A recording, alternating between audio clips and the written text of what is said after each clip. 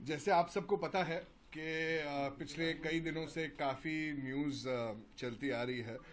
पर मैंने हमेशा एक ही चीज़ मेंटेन की है कि मैं कांग्रेस पार्टी में हूँ।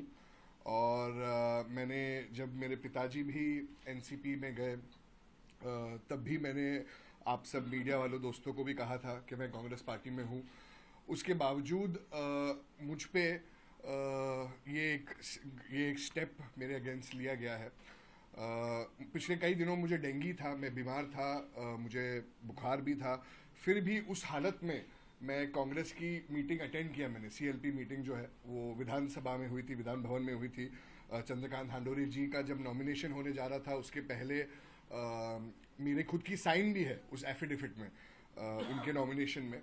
और शाम को ये मीटिंग हुई थी, मुझे याद है सारे सीनियर लीडर्स ने मुझे देखा, मुझे कहा कि आप आए हो, बहुत अच्छा लगा है हमें, और आपको कांग्रेस पार्टी में ही रहना है। मैंने बोला देखिए ये कुछ अच्छी बात नहीं है, मैं कांग्रेस पार्टी में हूँ और मेरा ये काम है, मेरी ड्यूटी है, कर्तव्य है कि मैं ये मीटिंग अटेंड कर रहा हूँ।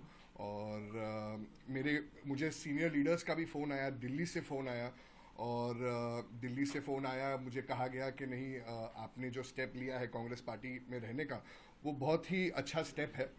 ये सब होने के बाद आप सबको पता है कि कल एक न्यूज़ आई जिसमें मुझे मुंबई प्रदेश युवक कांग्रेस के पद से हटाया गया।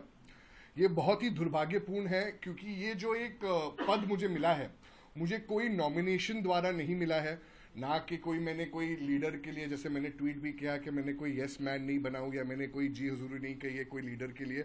मैंने इलेक्शन लड़ा है और मुझे तकरीबन 90,000 वोट्स मिले हैं। 20,000 की तकरीबन मार्जिन से मैं जीता हूं। तब भी बहुत मुश्किलों का सामना करना पड़ा।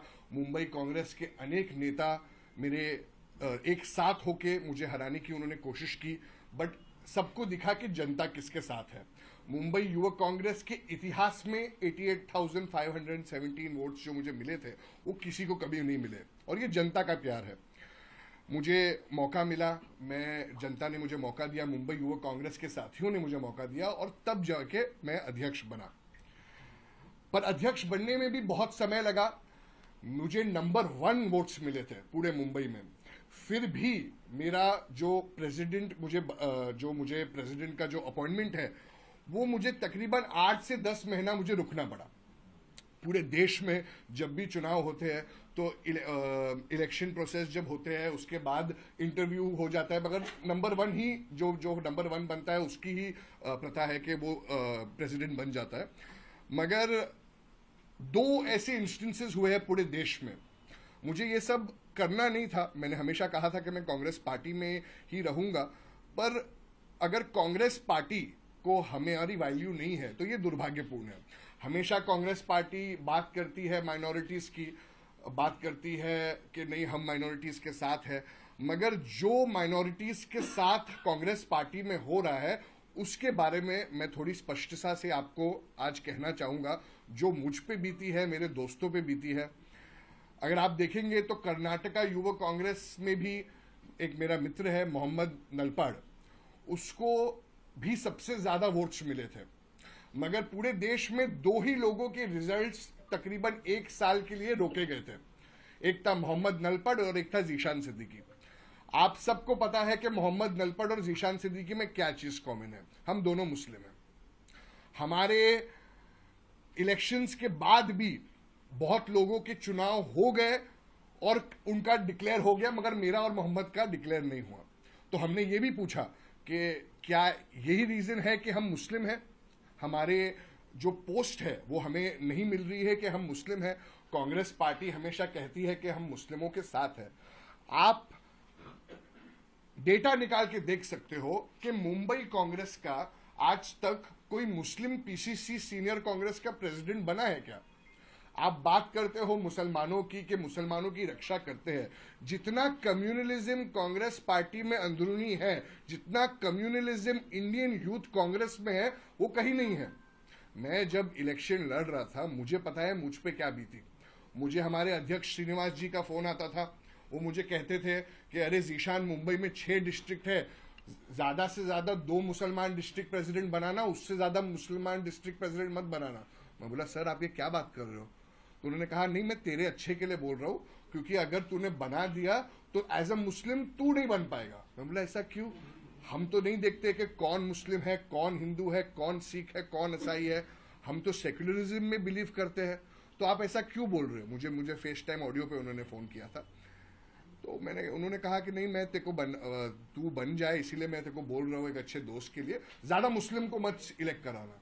तो मैं अचंभे में आ गया, मैंने मेरी टीम से बात किया, मैं बोला सर अगर कोई डिस्ट्रिक्ट तो ऐसे है कि एक मुसलमान दूसरे मुसलमान के अगेंस्ट लड़ रहा है तो जीतेगा तो एक मुस्लिम ही, हम ये नहीं देख रहे कि उसका सरनेम क्या है। मगर आप अगर बात करते हो मुस्लिमों की, तो आपको परहेज भी मुस्लिम से कैसे है?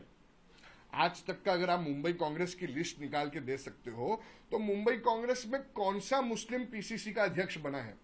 जब भी बात होती है, आए दिन अब हमारे पीसीसी अध्यक्ष जब चेंज होते थे, पहले मिलिंद जोरा जी थे, फिर उसके पहले निरुपम जी थे, जब चेंज होती है तो बातें चलती है कि अभी कौन रेस में है। तो किसी ने कहा कि नहीं बाबा सिद्दीकी जी रेस में है, तो किसी ने कहा नहीं और एक वरिष्ठ नेता है हमारे नसीम खान जी, असलम भाई है, अमीन पटेल जी है। तो मुंबई में तो फिलहाल 4 विधायक है, आप सबको पता है कांग्रेस के, उसमें से 3 मुस्लिम है, एक हमारी वर्षा ताई है। मगर उसमें जब भी बात होती है कि मुंबई कांग्रेस का अध्यक्ष कौन बन सकता है, तो पहली बात ये कांग्रेस पार्टी के ऑफिस में हो जाती है कि नहीं नसीम भाई, अमीन भाई, असलम भाई, बाबा भाई ये तो नहीं बन सकते क्योंकि ये मुसलमान है। तो मुस्लिम होना कांग्रेस में क्या एक पाप है कि आज तक मुंबई कांग्रेस में कोई मुस्लिम अध्यक्ष नहीं बना है? मेरे साथ जो भारत जोड़ो यात्रा में हुआ है, राहुल गांधी जी चलो अच्छे नेता है, वो अपना काम करें, मल्लिकार्जुन खड़गे जी मेरे पिता समान है, मगर कभी कभी क्या है कि खड़गे जी इतने वरिष्ठ नेता होने के बाद भी उनके हाथ बंधे हुए हैं, वो कभी कभी कुछ चीजें नहीं कर पा रहे हैं। राहुल गांधी जी की जो टीम है उनके बाजू में, वो तो जितना पार्टी को खत्म करते जा रही है, उन्होंने तो लगता है सामने वाली पार्टी से सुपारी ले ली है कि हम खत्म कर देंगे पार्टी को। हम जब चलने की कोशिश करें तो उनके जो आसपास के इर्द गिर्द के लोग हैं कैसा बात करते हैं। मुझे तो भारत जोड़ो यात्रा में मैं जब नांदेड़ में चल रहा था तो मुझे हकारा गया है। मुझे एक उनके क्लोज व्यक्ति ने तो ये कहा है कि अरे पहले चल 10 किलो कम कर, फिर देखो राहुल जी से मिलाऊंगा। अरे मैं तुम्हारा विधायक हूं, यूथ कांग्रेस का अध्यक्ष हूं, तुम किसी को बॉडी शेम कर रहे हो? मैं फिर भी चल रहा हूं ना, और तुम्हारा खाता हूं क्या मैं? राहुल जी की जो टीम है वो इतने करप्ट है, जो उनकी टीम है, राहुल जी अपना काम अच्छे से कर रहे हैं, मगर वो नहीं समझ पा रहे कि इनके जो लोग हैं वो इतने रूड है, इतने ये है। मैं गोवा में जाऊं, बिहार में